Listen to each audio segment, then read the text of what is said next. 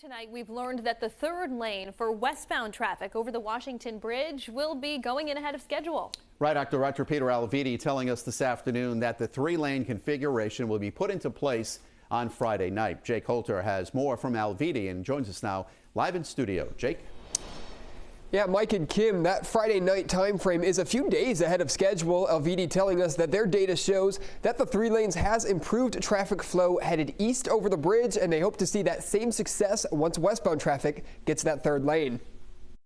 We've been observing them for the last week that we put them in place, and they don't seem to be an issue. RIDOT Director Peter Alviti pleased with how a third lane has impacted the traffic flow headed east over the Washington Bridge. The only time we've had backups now in the last few days since we put the three lanes in the eastbound direction has been due to accidents. And accidents cause backups on every highway in the entire state when they happen. One spot people have noticed traffic now bottles is at the on-ramp from India Street. But Alviti says the configuration has improved the traffic backup on Providence streets. The backup on that ramp onto 195 eastbound is moderating in the amount of congestion that happens. It's primarily just at rush hour, and even at that, it's only down the ramp and it doesn't emanate into the neighborhood streets. Some concerned about the safety of the now narrower lanes in order to fit a third, but Alviti says there haven't been any problems. We've got 10 and 11-foot lanes throughout the state and other highways. We have very little problems with them, and likewise here, people are negotiating them and they're staying in their lane and negotiating them very safely. So we're pleased with the outcome. Alviti says he anticipates some delays headed westbound over the bridge as drivers get used to that new traffic pattern once that third lane is open, but expects there to be a noticeable improvement in the days following. Live in studio, Jake Holter, 12 News. RIDOT says they're planning to open the third westbound lane ahead of schedule on the Washington Bridge. The third eastbound lane's been open now for about a week. Jake Holter tells us what he's learned about RIDOT's plans. Jake?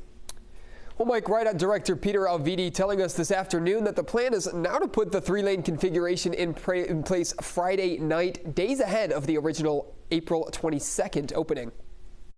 Friday night, we'll be putting into place the third lane on the westbound, and we expect to see similar results. RIDOT Director Peter Alviti pleased with how a third lane headed east over the bridge has impacted traffic and hopeful it helps westbound traffic too. We're seeing benefits come from that third lane opening up on the eastbound direction, not only on the highway, but also on those adjoining streets. And we hope to see the same thing happen in East Providence when we open up that third lane. Alviti saying their data shows that traffic is moving smoother headed east since the third lane was opened. The traffic is free flowing.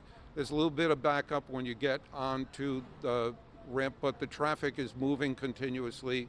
So the plan is actually appears to be working in the eastbound direction.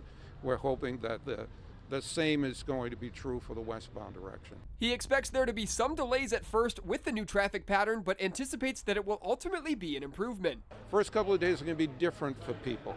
It's going to look different. It's going to feel different. So there'll be some delays in the first day or two after we make that change on Friday. But we expect, our engineers expect to see the same benefits come from that third lane that we currently have in the eastbound direction. Now, some have been concerned about the narrower lanes in order to make three lanes each way possible, but Alviti says there haven't been any safety issues thus far. Reporting live in studio, Jake Holter, 12 News.